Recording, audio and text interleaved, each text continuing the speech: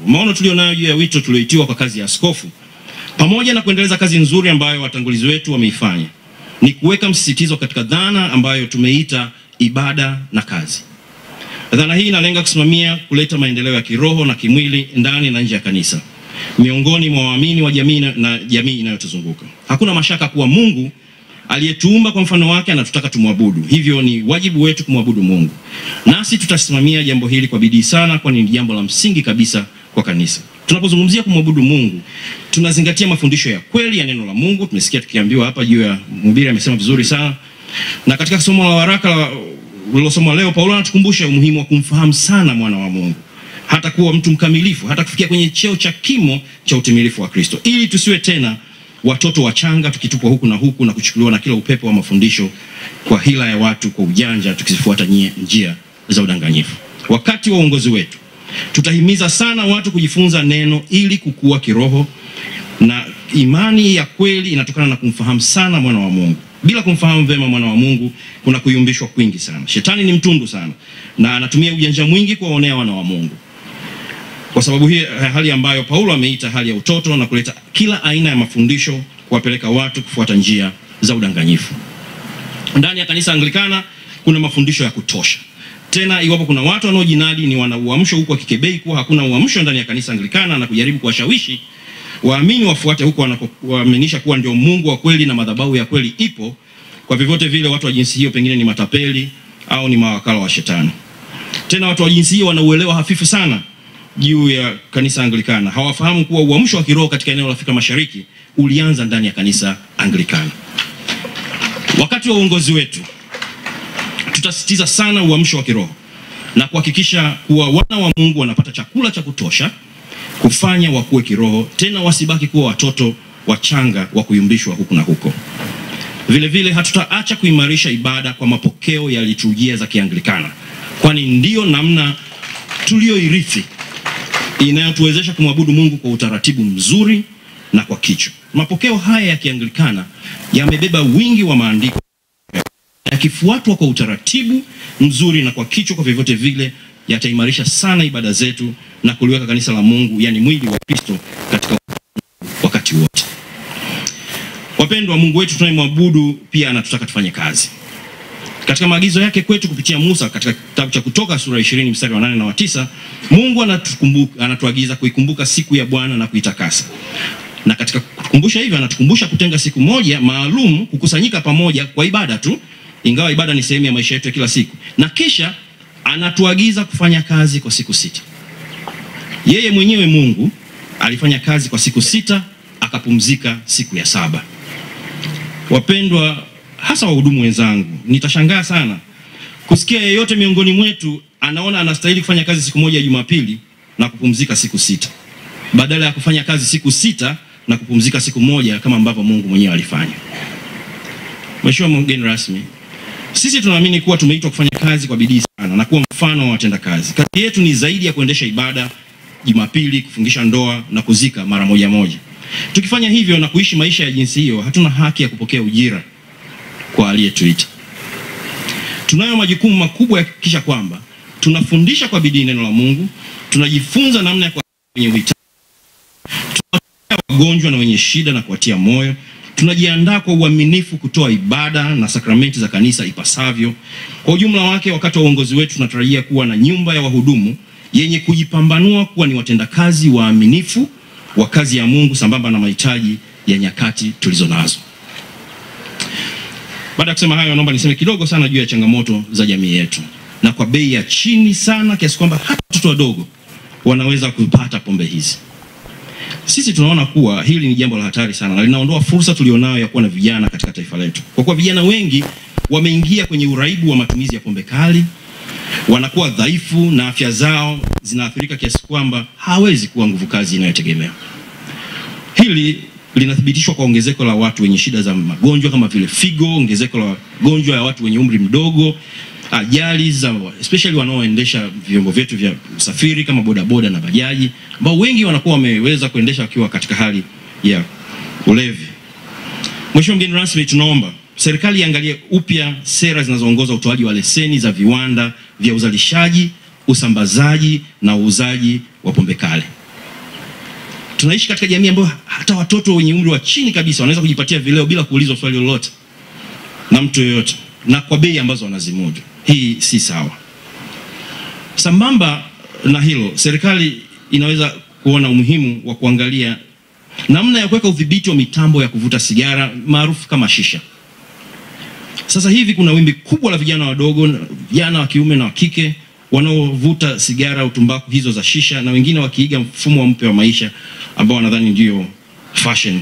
Hivi karibuni niliingia katika mall moja maarufu sana pale Dar es Salaam, na katikati ya korido unapoingia tunakutana na sigara mpya zilizoingia sasa hivi ambazo hazitoi moshi, zinaitwa Viper nafikiri. Hazitoi moshi, hazifanyi nini, lakini zina athari kubwa sana kwa vijana wetu. Na vijana wengi wa kike na wa kiume wadogo kabisa wamekuwa wakivitumia kwa kiasi kikubwa. Tunawasihi sana serikali mfanyie kazi jambo hili kwa kufanya utafiti, kujua kiwango halisi cha madhara yanayotokana na uholela wa uuzaji wa vitu kama hivi, na kuunda sera ambazo zinaweza kufanyika kuokoa vijana wetu katika janga la mambo ya jinsi hii. Mheshimiwa mgeni rasmi, tunayo hofu juu ya uhuru uliopo katika ruhusa ya michezo ya kamari. Inafanyika kama betting. Vijana hawa ambao tunaona kama nguvu kazi ya taifa wanaishi katika mazingira yanayowaaminisha kuwa wanaweza kujipatia riziki za maisha yao kwa kupitia michezo ya kamari. Nguvu kubwa iliyopo katika kuhamasisha kwenye matangazo ya biashara na kadhalika, kuhamasisha vijana wetu kushiriki katika michezo ya kamari, inaleta matokeo ya taifa la watu wavivu, jambo ambalo linakinzana na sera za msingi za serikali yetu zenye kuhimiza watu kufanya kazi. Tunaomba serikali kuangalia kwa upya utaratibu uliopo katika kudhibiti michezo ya kamari. Hatuwezi kuwa na jamii ya watu wanaoamini kuwa wanaweza kuishi kwa bahati nasibu na tukawa na maendeleo.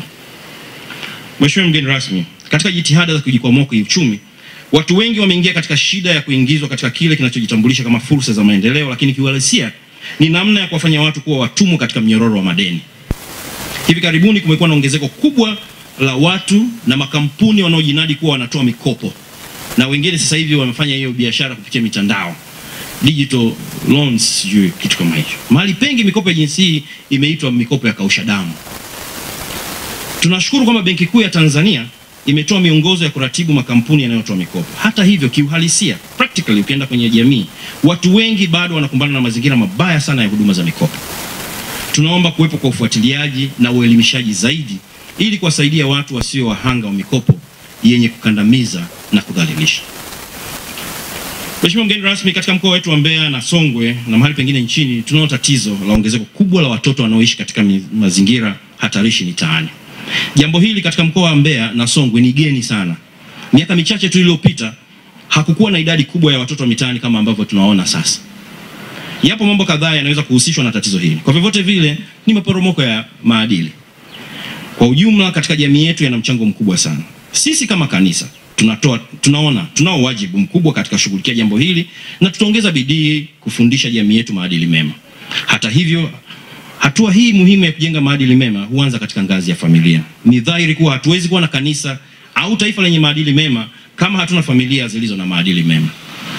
Sisi tunaona kuwa ni muhimu sana kwa viongozi katika ngazi zote za kijamii na serikali kuwa mfano wa mwenendo wa maadili mema katika taifa letu. Pia ni muhimu serikali iweke mkazo katika sheria na kanuni zinazohusu maadili, na pengine kuwajibisha wazazi na walezi ambao hawatimizi majukumu yao kwa familia. Lakini pia yapo mazingira yanaweza kuhusishwa na tatizo hili la ongezeko la watoto mitaani, ambayo yanahitaji ushirikiano mkubwa wa sekta mbalimbali ikiwemo serikali. Kwa mfano, kumekuwa na ongezeko kubwa la huduma ya kukanda miili maarufu kama masaji.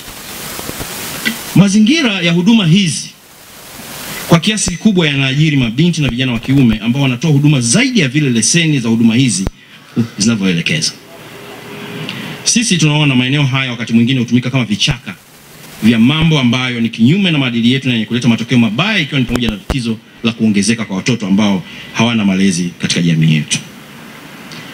Sasa ninataka kwenda kumalizia kwa kuipongeza serikali.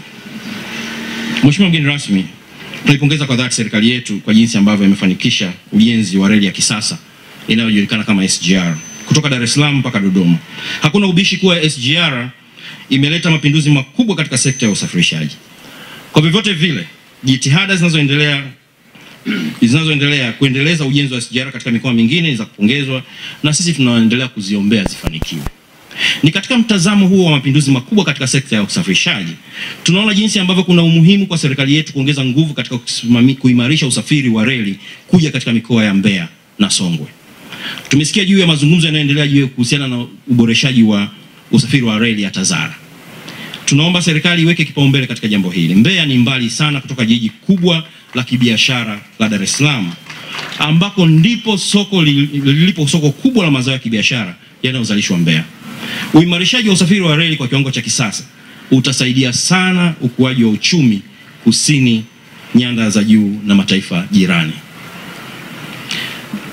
Sitaki kusema sana kuhusu kuelekea uchaguzi mkuu kwa sababu tayari Mhashamu Baba Askofu Mkuu ameshasema, lakini nirudie tu kusema machache kwamba tunaelekea kwenye mchakato muhimu sana wa kidemokrasia. Mchakato huu ni muhimu kwa ustawi wa maendeleo nchi yetu, na tunamshukuru Mungu sana kwa kutuwezesha kupita katika hatua za mchakato za chaguzi za amani tangu tulipopata uhuru. Inawezekana kumekuwa na mapungufu hapa na pale katika michakato kadhaa hapo nyuma, na kwa vyote vile ipo nafasi ya kuboresha kila mara, kuwezesha michakato hii kuwa ya haki zaidi na kuwa yenye amani zaidi. Sisi tunaona kuwa ni jambo zuri kutaka kuboresha michakato hii. Hata hivyo, hatuungi mkono njia zozote zenye namna inawezesha kusababisha kuvunjika kwa amani ya nchi yetu, kwani tunu ya amani ikichezewa huweza kuponyoka, na tunafahamu mifano mbalimbali duniani kuwa ni vigumu sana kurejesha amani iliyopotezwa. Kwa hiyo tunatoa wito kwa wanasiasa na watu wote wanaohusika katika kuandaa, kunadi sera zinazotafuta kushika madaraka kuwa na hofu ya Mungu. Tumeshuhudia nyakati kama hizi, michakato ya uchaguzi imehusika na kuleta vitendo vya uhalifu. Tunataka kutumia fursa hii, Askofu Mkuu aliponipa pete alisema usilani, basi kukemea vikali watu wote na vitendo vyote vya kihalifu vinavyofanyika kudhuru maisha ya binadamu kwa udhuru, for the excuse wa mambo ya kisiasa. Na tunaomba vyombo vya ulinzi na usalama kuendelea kuongeza jitihada za kudhibiti matukio ya jinsi hii ya uhalifu na kufanya bidii kuwakamata wahalifu na kuwachukulia hatua stahiki. Aidha, ufafanuzi wa haraka na taarifa sahihi zinapotolewa kwa wakati huwa tiba kubwa na kuondoa taharuki na sintofahamu miongoni mwa wanajamii. Na hivyo ni jambo ambalo sisi tunaona ni vema likatiliwa mkazo. Tunajua serikali yetu inafanya bidii sana kulinda amani ya nchi yetu, ndio maana tunapokemea vikali vitendo vya uhalifu kama vile kupigwa kwa Padre Charles Kitima, katibu mkuu wa Baraza la Maaskofu Katoliki, na kuripotiwa kwa kutoonekana kwa ndugu Mdude Mpalauka Nyagali, tunabaki na tumaini moja kwamba vyombo vyetu vya ulinzi na usalama vipo kazini na majibu ya